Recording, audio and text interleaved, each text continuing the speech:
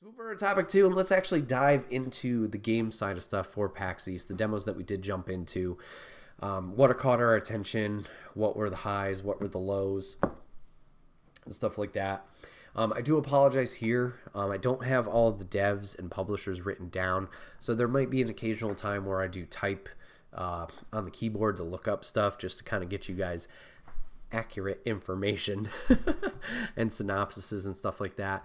And also, if you guys are listening to the audio side of things, no promises, but I might edit in some of the trailers here too as I'm talking about the game. So if you want to physically see what I'm explaining and get a way better representation of what I'm actually talking about, you can check those out here, or obviously check them out afterwards. Do your thing. But yeah, like I mentioned, day one I got to play 9 demos and then watched 2 due to lines. So let's jump into it. So one of the ones I was looking forward to is Hell of an Office. So Hell of an Office, I believe this was their second year here, but if you guys know what Neon White is or recall what Neon White is, Hell of an Office is same type of gameplay as Neon White. So you are going, platforming, dashing, jumping, trying to race time to reach an objective at the end. I fell in love with Neon White, I believe last year, played through it twice. Thanks, PlayStation Bug, for wiping my progress. No, but played through it twice.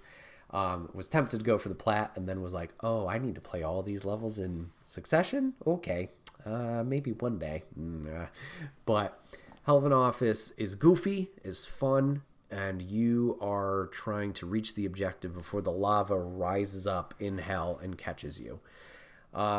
Simple premise, you're an office worker in hell. You get a little stapler as a staple gun that you can use to do your like super jumps to propel yourself up. And like I said, you have the dashing mechanic as well. It's very well laid out as well, where it will point you the direction that you need to go. Granted, this could just be the demo itself and earlier stages. Perhaps they ditch that as you progress farther in the levels. But I had a blast with this, had a lot of fun. It was one of those games where you took it slow at the beginning of like, oh, this is how high my jump goes, and this is how I project, or rather target where my dash is going to make me propel to. And then it was always like one run, okay, maybe I died or something went wrong, and then it was bing, bang, boom, just going from thing to thing. I had a blast with it. I'm really looking forward to it. Apparently it's already out, so maybe stream down the line. So yeah, had a lot of fun with that. It's developed by 43 Studios and published by Joystick Ventures. But yeah, great time with Hell of an Office. Looking forward to jumping into that more. Jump. Following that, we jumped into Chicken Police, which if you watch the 6-1 Indie Showcase, this was one of the games that they showed. It is a noir detective point-and-click adventure. I had an okay time with Chicken Police. It's goofy in the story. Makes sense for what Chicken Police is this hyper-realistic, anthropomorphic animals going through this detective journey. Let me read the Steam description for you. A wild tale of loss, friendship, conspiracy, and chickens? 2 rooster detectives are about to venture into the insect underworld to uncover a worldwide conspiracy, while also battling their inherent demons in this animal noir adventure satire. It's developed by The Wild Gentleman and published by Joystick Ventures, which makes sense why they was all together in one area. I had fun with this. Like I said, the quirkiness and the dialogue and the character interactions was fun. I don't know if this is a game for me with just the point-click stuff. Not that that's bad. I just didn't feel a lot of direction in like what I'm supposed to be doing.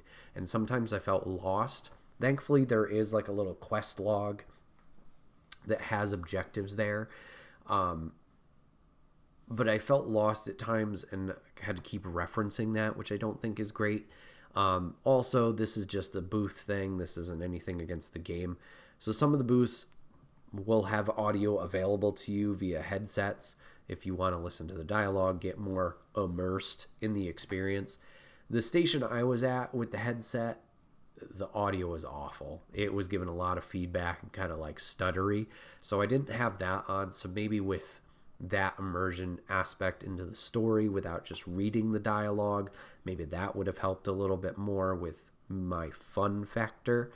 But I want to give this a try because it seems like a goofy story, with a potential, fun twist and like narrative that they're telling there.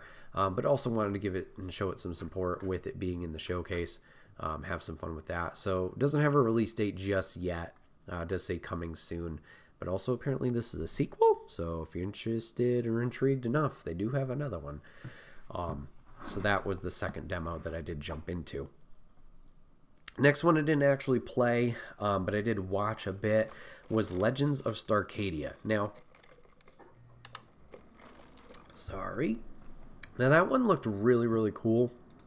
It's an RPG, but what got my attention was the art style.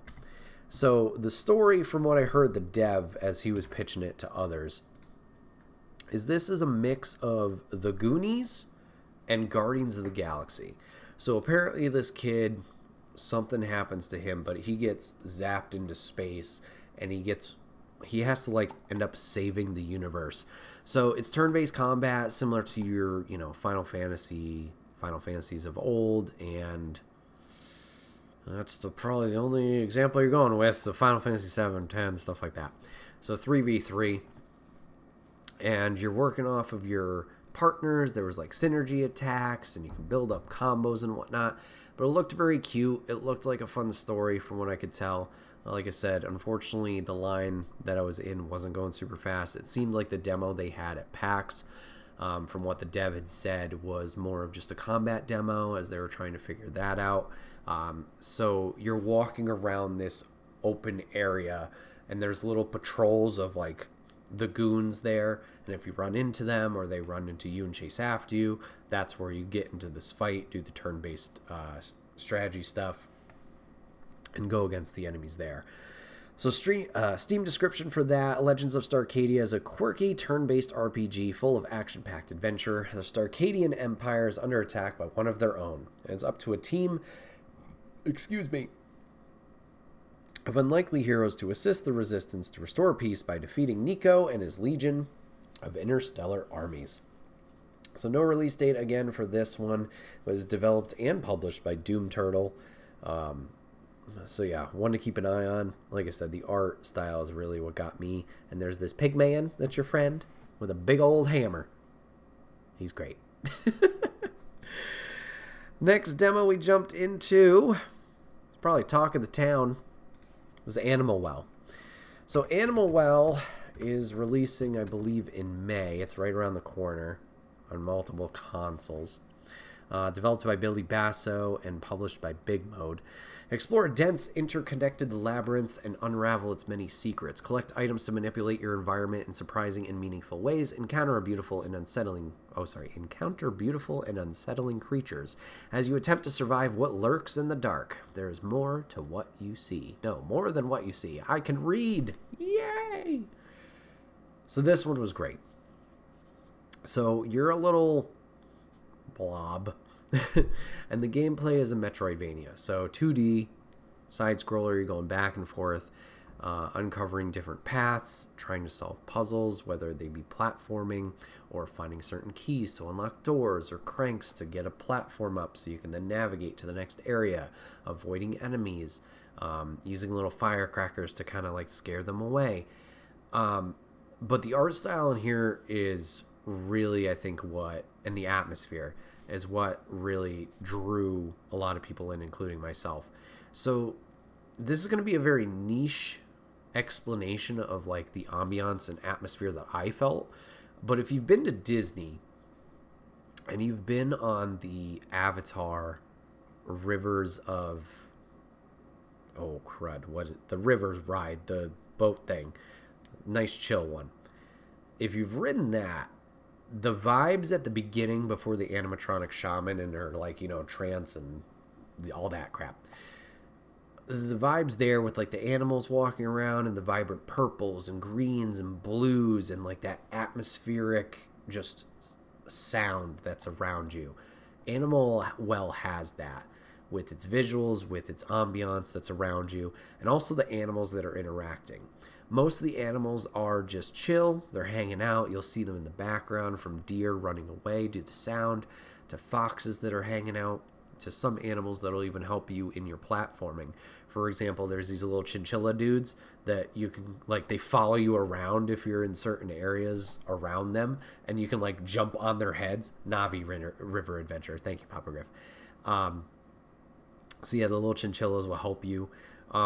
So most of the animals are kind and nice. But then you'll run into like little hedgehog guys that are like the Spinies from Mario that you need to jump over. There was this little ghost guy that you had to figure out a way to get past, which ended up being the firecrackers. You kind of dispersed the spirit after you used them. And even watching the trailer here, like a lot of this was not in the demo. It just looks crazy of like the atmosphere that they're building here and the puzzles that you're solving. So I'm interested to jump into this one. Like I said, it's right around the corner. May 9th is when it comes out. And apparently there's a lot of secrets. Like there's a lot of hidden paths. I think at one point I happened to find a map in a treasure chest. And I know a lot of people were not talking about that map. They were talking about some other items that they had found and puzzles that they had figured out. So yeah, this one looks cute. With a great art style. Looks like it also has a lot more spooks a little bit. Seeing like this spectral cat flying around at one point.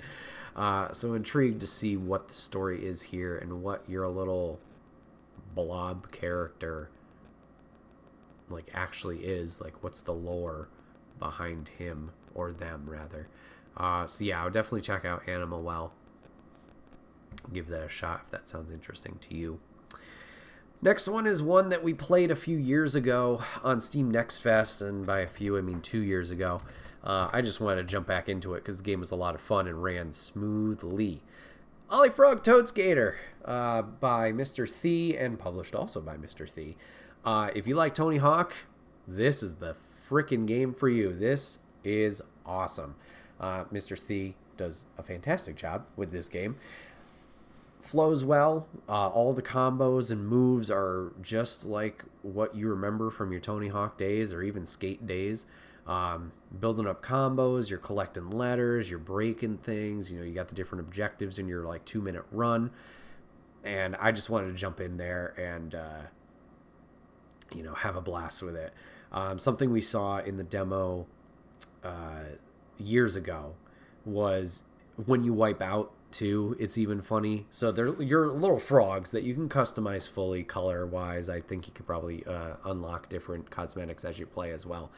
But even if you're gonna botch a move and crash on your face, you kind of like our little squeaky toy, like wheat as you just eat it on the floor. So I had a lot of fun with this. I was just there, like I knew I was in for, so I was just skating around having a blast. Got to have a little bit of a gamer moment as I hear people behind me going like, oh, this guy's pretty good. He knows what he's doing. So that was fun just to jump back into and have a little bit of reaction with Mr. Thie and thank him for what he was doing. And he does a really cool thing with his booth too. So he had a great banner behind him where it's like, oh, this is the game that's here. Had the title and stuff like that. But what he has you do, or had some people do while you're in line throughout the convention, and he had a bunch of sticky notes and he had Sharpies. He was like, hey, do you want to draw a frog? So seeing the progression throughout the days of these little sticky notes of various colors and all these different frogs that people were drawing across his display in the back was cute. So just appreciated that. No definitive release date yet for this one. It just says 2024. But yeah, looking forward to it. Hopefully soon. After Ollie, we did another revisit, and this one, I think, was that same year that we tried Ollie Frog. It was rightfully Barry Arms. So, Steam description. Rightfully Bury Arms is a bullet hell roguelite that is about much more than collecting loot, dying, and losing everything. Carefully choose enemy upgrades against your own, then plan your dungeon crawl tactfully to gun through through unique factions of enemies, strategically preserving loot after death. This is developed and published by Daylight Basement Studios. Releases June 27th. So we played this a few years back, like I said, during Steam Next Fest. And for some reason, the gameplay just didn't connect with me.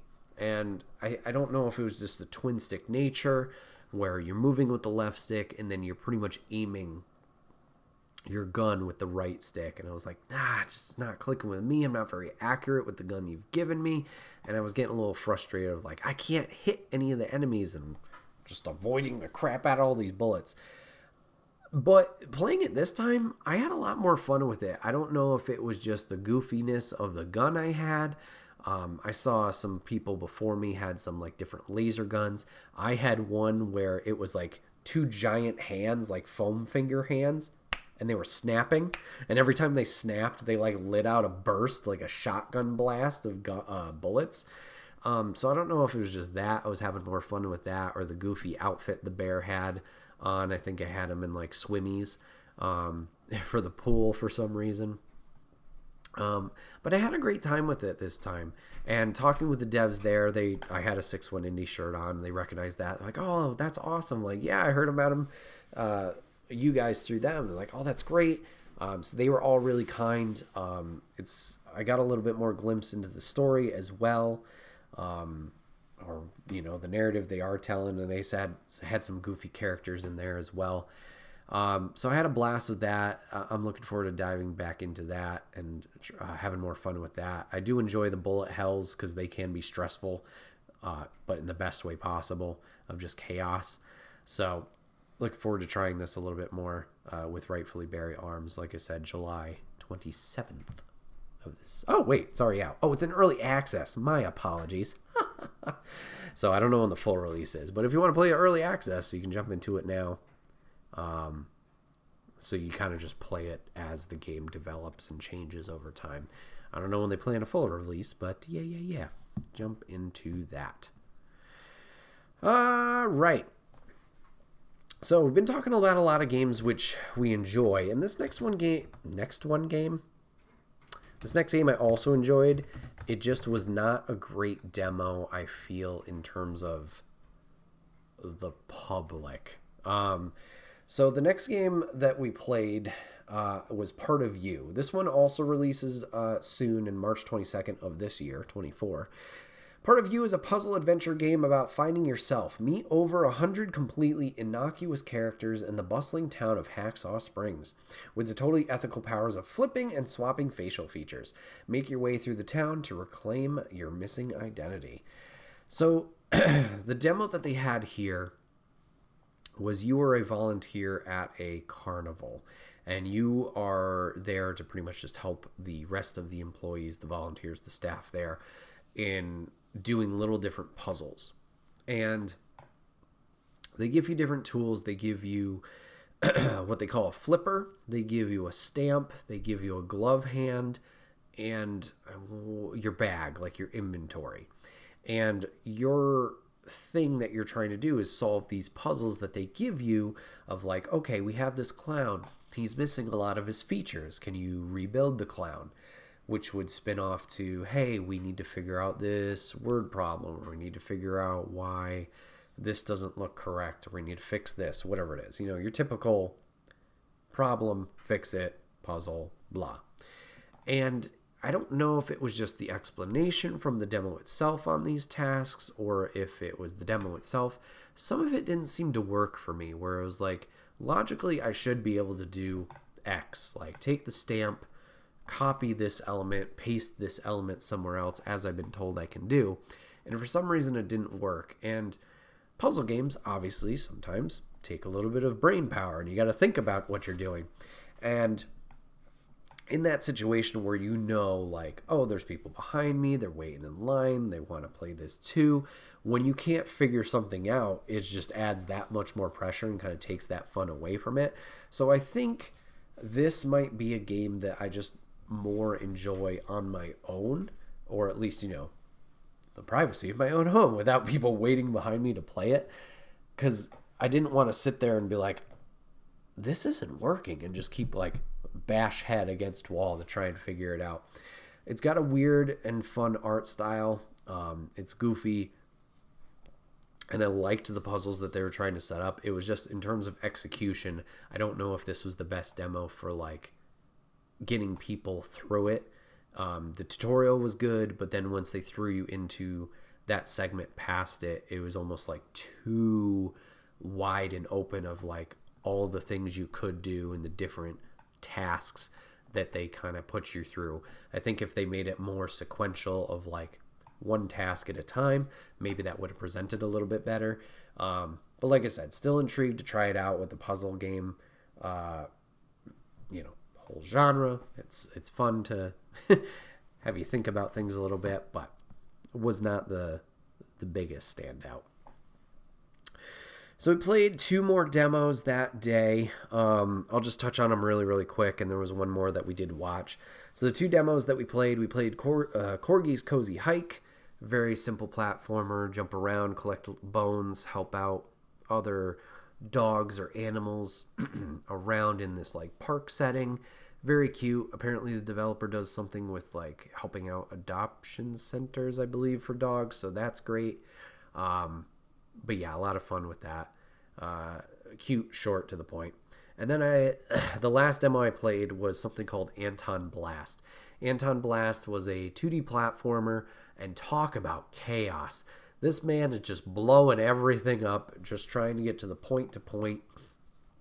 There's different levels that you could, excuse me, levers that would like open and unlock different things, similar to Mario with like the green POW switches or whatever you call them. But then once you reach the end of it, you had like to race back to the beginning. But yeah, it was just explosion. The controller's like earthquake mode as you're going through this. A lot happening on the screen, excuse me, as this is all going on. So seems fun and chaotic. I don't know if this one particularly resonates with me of like, oh, I gotta check that out.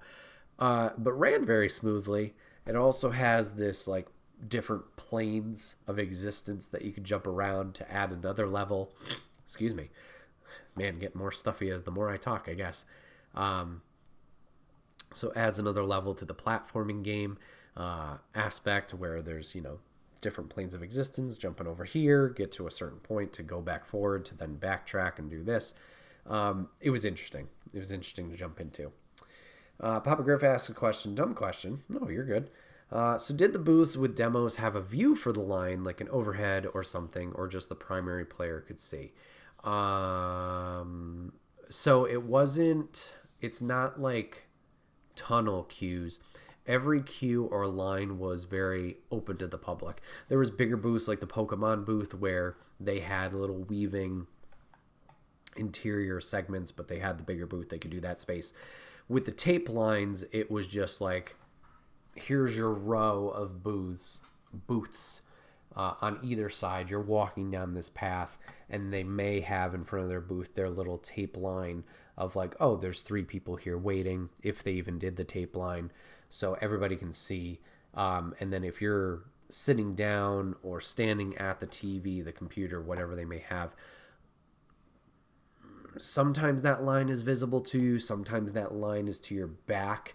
But you can always see ahead of you of like, oh, I have 3 people ahead of me, or I can see the stations that people are playing at. So me as the person in line, I can see the flow here. I could watch the monitors if I wanted to watch somebody playing it. It's not like that mystery of like, I'm in this line and I don't know when I'm going to get on Peter Pan or whatever it is. It's not like that. Everything was accessible and viewable to you, the person waiting in line. So it's not that mystery element, which was definitely nice. And most of the lines were very short. The longest lines I saw were Killer Clowns, the Corgi Danger Extreme thing, or sorry, not Corgi, Capybara, and then the Pokemon line was huge. I never really looked into Larian, so I don't know even what was in their booth. stuff like that. Oh, sorry. I guess could the line watch you while you played, cheer, help, backseat on, etc.? Yes, yeah. Depending on, for the most part, yeah, you could see the TV setups. Like I mentioned with Ollie Frog, people are like, "Oh, this guy actually knows what he's doing with this game." I had people commenting behind me with like not Hellskate, Hell of an Office, being like, "Oh, that's the stapler's used as a jump, and you can dash." And oh, okay, that's how that works. So depending on the different booths, like some would have separate TVs above the demo stations for like, this is the trailer. So that's like, oh, that's what catches my eye. I can look at it. Oh, that looks intriguing. Yeah, I'll get in line. But yes, for the most part, all of those monitors were viewable to the public. So they could have, yeah, said stuff. I didn't really have a lot of that interaction where somebody would cut in, make a comment, do something like that. The only times I noticed that were, yeah, they were just talking amongst themselves about what was happening, or if it was something like a multiplayer game where people were like, oh, yeah, this happened. Like by the Legends of Starcadia booth, there was another title that they were putting out called Ember Knights, which seemed like another multiplayer beat 'em up type style. And I know that got a crowd around it earlier, but I heard cheering from over there. The Street Fighter booth, which we alluded to, like people watching those fights, the Tekken stuff. There was something called Just Shapes and Beats, which is like a musical Guitar Hero-esque, that people were gathering around to watch that. So yeah, you could visually see what other people were playing. Most of the demos were like that. Like I said, I know sometimes the media, they get the quote-unquote behind the door thing. I don't know where that takes place, if that's in a separate room, like a media separate area, probably. But yeah, everybody could see. And then the last game, at least for day one, and this was one I just watched. I stood in line for a while. This was one of those demos where I was like, I wish this was timed. And even the main dev was like, they've been here for a while. I'm going to kick them off in a few minutes, and then proceeded not to kick them off in a few minutes. Was another one from 6-1 Indie Showcase called Dark and Deep. Let me bring up the page for you because I know I'm not going to do this justice with the description. Demo is now available on Steam, so we might check this out on stream at some point, the same demo. But a conspiracy podcast drags you into a hauntingly illustrated world of mystery and terror, reveals secrets and horrors with mythical frames given to you by a strange observer. Dark and Deep is a first-person cosmic horror game with a focus on puzzles and exploration. Play the demo now. So yeah, this was another one that I just wanted to try. Due to 6-1 showing it off, and talk with them about it and be like, yeah, that was really cool, or no, I shit my pants too much, like it was way too scary. It seems fun, it seems intriguing, but yeah, it was just the layout. They had 2 demo stations that they had set up, and unfortunately people were just going. Like I saw one guy was checking his phone and texting somebody while he was there. One guy took a phone call. I'm like, really? Like, what are we doing? But it is what it is. I did go back there on Sunday to try and play it, but it was even more busy. So I was like, it is what it is. I know there's a demo that I can play at home. No worries there. So yeah, that wrapped day 1. Day 2, I only played 3 games. Yeah. And then I watched 2 more. Let's talk about the ones that I watched first. First one was a very cute game. Very cute game. It's called Snacko, I believe. Oh boy, I might be butchering that. Hold on. Snacko. There it is. Snacko. Snacko by developer Blue Curse Studios and published by Armor Game Studios. This is also in early access, so you can play now as they develop it. Snacko set out for a new life away from the city to rebuild a town from scratch. Decorate, collect, produce, and befriend in this cat evading life sim. So yeah, you're just this little purple cat, and it's a farming sim. It looked adorable. I didn't end up watching or staying and playing it because I was like, it's a farming sim. That demo's going to be forever. I got my fix of like, oh, that looks great. The dev there was very kind too. She's like, oh, this is our game. We're really glad you like it, because I took some footage of it. It's in early access now. I'm like, oh, that's fantastic. That means, obviously you play it at home. But a little farming thing, as I'm watching the trailer now, looks like you go on little adventures as they had a sword.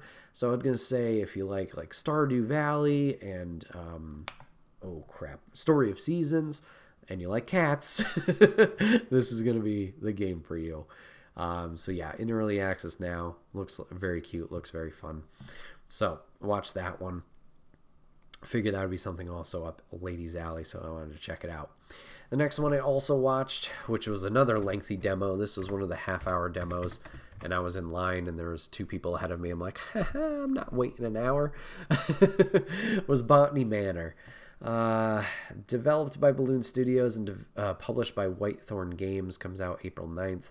Welcome to Botany Manor, a stately home in the 19th century England, as you play as inhabitant Arabella Green, a retired botanist. Explore your house and gardens filled with research to figure out the ideal habitat of forgotten flora. Grow each plant to discover the mysterious qualities they hold. So puzzly, mystery, plant, growy game. Seems very chill. Very cool vibes of just like, relax. So they have a demo out now as well on Steam. So this one just looked intriguing in terms of like the different genre in comparison to what I had played that weekend. So I wanted to give that a try. But yeah, like I said, pretty lengthy demo, so didn't want to wait there. So those are the ones I watched. So let's go into the ones I played. We'll start with Juice. So Juice was one that I had seen because it was right across the way from the other 2 demos that I had seen at the booth that 6-1 was, or Mike and Kyle from 6-1 were working. Juice is a weird one. So in hearing about this game from 6-1's IndieCast from, oh boy, I'm blanking on the gentleman's name. I think his name was Justin, hold on. Oh, you're ruining it. Joseph. My bad, Joseph. I apologize. Joseph said when he played it, different Joseph than earlier. The story was, it's a game about a monster attacking a city, which was definitely what I had got in my hands-on experience. But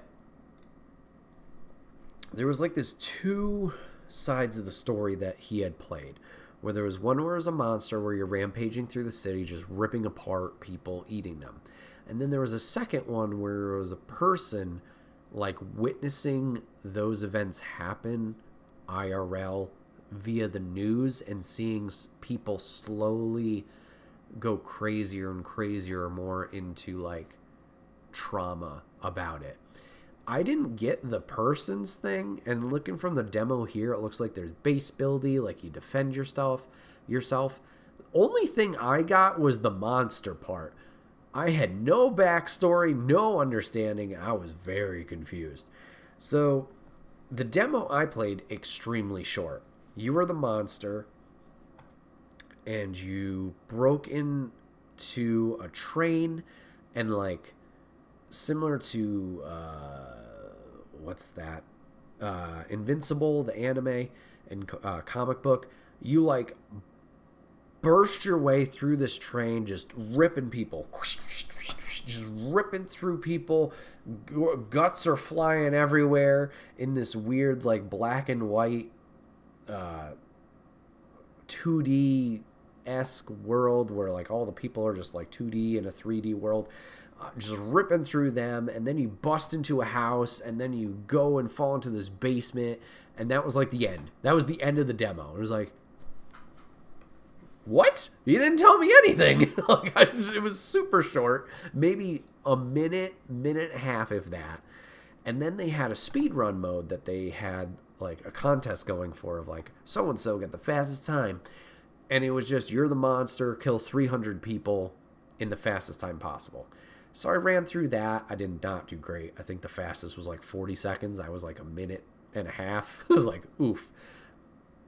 It just was weird. The amount of stuff that's flying on the screen with all the guts and stuff like that, and like how fast paced it was it felt like almost like if it was a flash warning type thing. Like, this is not a game for you. I think I would have enjoyed it more if I got that backstory of the human side of the story. I just didn't get that. I don't know if I was on the wrong side of the booth, if I skipped a line that I wasn't supposed to, because it was wide open, all 3 stations when I went. I have no idea. I backed out to the main menu. I picked the new game. No idea. So at least my experience was a little lower there. But it seemed like there was more behind it than what I saw. All right. Next demo I played was Deathbound. I did play the updated demo of Deathbound, as I think I talked about in the first part of the podcast. Wow, I can't even remember what I talked about an hour ago. I have played Deathbound before. I was lucky enough through Vicarious to get a code, an early build of that prior to Steam Next Fest. Jumped into there. We have a whole breakdown video on the YouTube channel, so you can check that out if you want to see more of this and my initial thoughts. But I wanted to visit the game again, see if the demo was different. I did know that they added a new character into it, so I was like, ooh, that's what I want to see. The demo I played was the exact same demo that I played prior to Steam Next Fest and what the Steam Next Fest demo was. So a little sad face there. They did change a few things. The little save points, those pillars that they used to have, are now these weird, like, not a TV dish thing, but similar. So that's a little different. Enemies were in different locations. I fought one of the big langy arm fellas at the very end. And then they did have the new character in there as well. Now, everything went fine. Game was still played very well. There was a lot of pop-in, unfortunately, of like textures and boxes popping in super late. And then also the demo kind of chugged a little bit. This could have just been the setup thing, so I'm not going to hold it too much against, obviously, the game, the dev, anything like that, because I'm still really into this. When I finally got to the new character, this was one of the booths that had like a little 15-minute sign. It's like, hey, please be courteous. Play this for only 15 minutes if you can, and we'll go from there. So I had timed myself because I was like, I'm not going to be that guy. And I had already played it, so I was like, I don't need to spend a lot of time here. As soon as I got to the new guy, I had like 30 seconds left. And I had beat up all the people around me in the vicinity. So I was like, I can't even see the new guy's combat. He's like a capoeira warrior. Looked really cool, had a great look to him. So I just kind of punched the air and did the moves there. I was like, that's pretty cool. This flows really well. This is great. So unfortunately didn't get super in-depth with the new character. I kind of wish I talked to the dev, or at least the guy at the booth that was there both days I had gone, and kind of picked his brain a little bit more, but I didn't put those social shoes on to start up a conversation there. But still looking forward to Deathbound. I don't know if they've updated with a release date. Let me see. They do still have their demo available now. I don't know if it's the updated one with the new character. No, it just says 2024. So just repeating it. Developed by Trial Force Studio. Published by Tate Multimedia. Had a lot of fun with this. The Soulsborne crossover between like futuresque appearance and world with medieval characters. You got the swapping and morphing in between a wide variety of characters, as you have a 4-character roster with, I believe, 8 in total that you can unlock, from a knight to a giant berserker to an assassin to now the capoeira warrior. A lot of fun, especially somebody who sucks at Souls-likes, isn't the best at them. This one seemed a little bit more welcoming. Still difficult, but the morphing mechanic, really intriguing, very exciting. So, had a great time there. And the last one that I played was right next door, and this is one that also, surprisingly, the release date is right around the corner. I played Venture to the Vile. Now, the demo that they had available at PAX, they had 2 demos. They had the combat demo, which is now available on Steam, and they had a narrative that was exclusive to PAX. And I was like, I really am intrigued by the art style. That's what got me over here. And the trailer that you're showing, I want to know what the fuck's going on. Show me this narrative. So Adventure of the Vile is, let's see, dive into the strange town of Rainy Brook, taken over by the Vile in this 2.5D Metroidvania. Fight your way through treacherous terrains and defeat formidable bosses to absorb their powers. Will you save the town and find your missing friend Ella, or will you give into the monster you become? So this one drops May 7th. It's developed by Studio Cut to Bits and published by Aniplex Incorporated.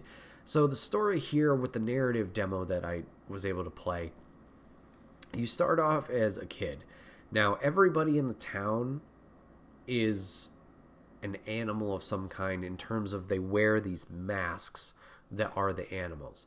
So your character is a little deer, and as you start the demo, it's your mask day, where you go from a little deerling mask to a stag, and I guess this is going to be your mask for life, but the rest of the village has different masks. So you have a deer. Your friend Ella is a fawn, I think.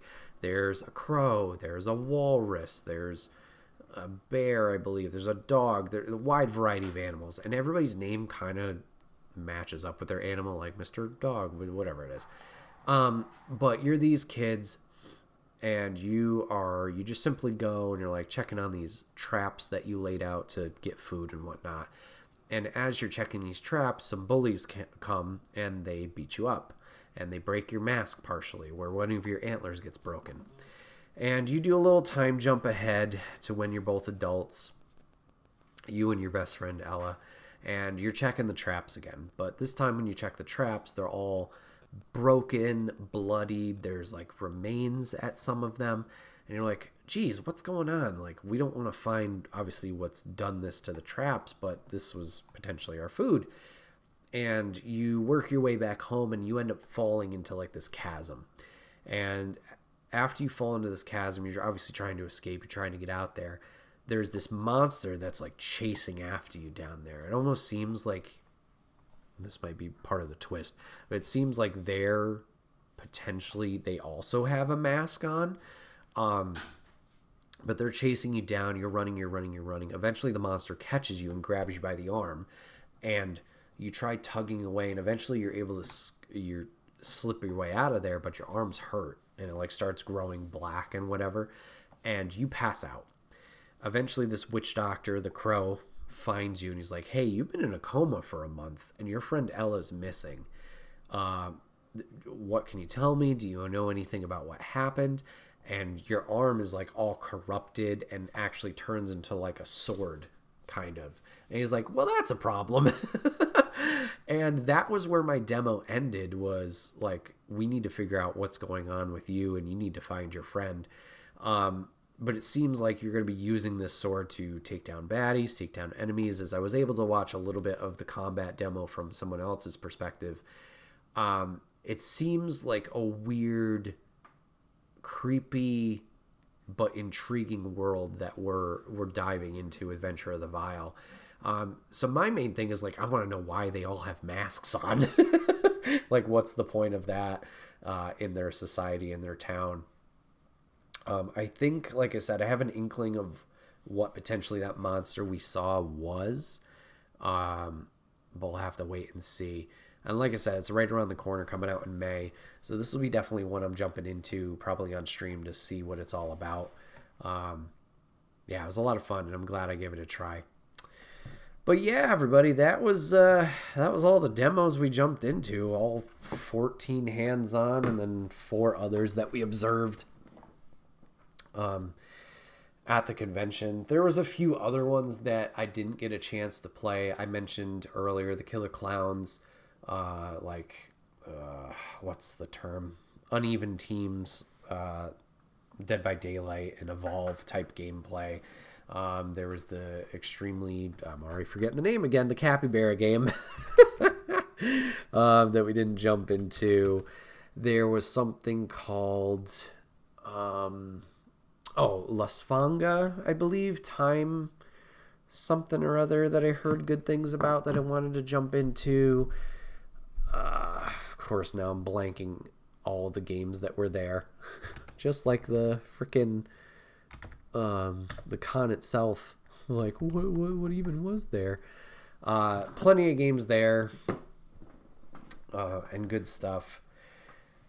Yeah. So, I had a blast with it. Hopefully you guys, if there was anything here that caught your attention, whether I played the trailers or just the weird descriptions that I gave you, caught your attention, just go check them out on Steam. Some of them, will be Steam only. Some will be coming to consoles. I can't say which ones for sure. But you can check it out. Wishlist them on Steam. Definitely helps them out, get a little bit more eyes on their product. And if they don't have publishers, helps them out with those costs.